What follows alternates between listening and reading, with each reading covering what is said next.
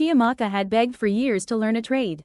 She loved to sit by the roadside tailor's shop, watching the sewing machine hum and needles dance across bright fabrics.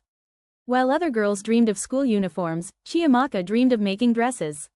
She longed for the day she would have a sewing machine of her own. Her parents, however, struggled to provide for the family. Her father was a roadside mechanic, and her mother sold vegetables in the market. Feeding everyone took nearly all their earnings. Apprenticeship fees or buying a sewing machine seemed impossible. Still, Chiamaka never stopped asking, "Mama, Papa, please, let me learn fashion design. I promise I will work hard." Her father would smile sadly and reply, "One day, my daughter."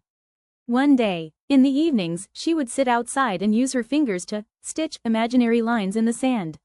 Sometimes she collected old rags, cut them into shapes, and tied them together, pretending they were gowns. Then one evening, her parents called her into the living room. They were smiling, which was unusual. Her mother handed her a bag and said softly, "Open it." Chiamaka's hands shook as she untied it. Inside was a small set of tailoring tools, needles, threads, scissors, and a folded apprentice apron. Her eyes widened, and tears poured down her face. "Mama, Papa, is this really mine? Am I really going to learn sewing?" Her father pulled her close, his voice trembling. "Yes, Chiamaka. We have spoken to a fashion designer in town. Tomorrow, you will start your training." That night, Chiamaka refused to remove the apron. She walked around the house, pretending to cut fabric, smiling at her reflection. Her siblings laughed at her excitement, but the whole house was filled with pride. The next morning, Chiamaka followed her parents to the tailor's shop. Though she had no fine clothes, her face glowed brighter than any fabric in the shop. When she was introduced as the new apprentice, she bowed slightly and said, "My name is Chiamaka, and I am ready to learn." The tailor smiled and welcomed her warmly. It was the start of a new chapter. Years passed, and Chiamaka poured her heart into her craft.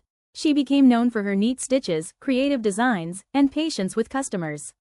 By the time her apprenticeship ended, she was already sewing for neighbors and saving money. Eventually, she opened her own fashion shop, Chiamaka Designs. Her bright gowns and stylish outfits attracted customers from far and wide. Her story spread. The little girl who once cried over a simple apprentice's apron was now a successful fashion designer. She employed other young apprentices, teaching them with the same passion she once had. In time, Chiamaka not only built a thriving business but also found love. She married a kind man who admired her hard work and supported her dreams. Together, they built a family and a future filled with hope. Lesson: sometimes the greatest gifts are not the biggest ones, but the small beginnings that open the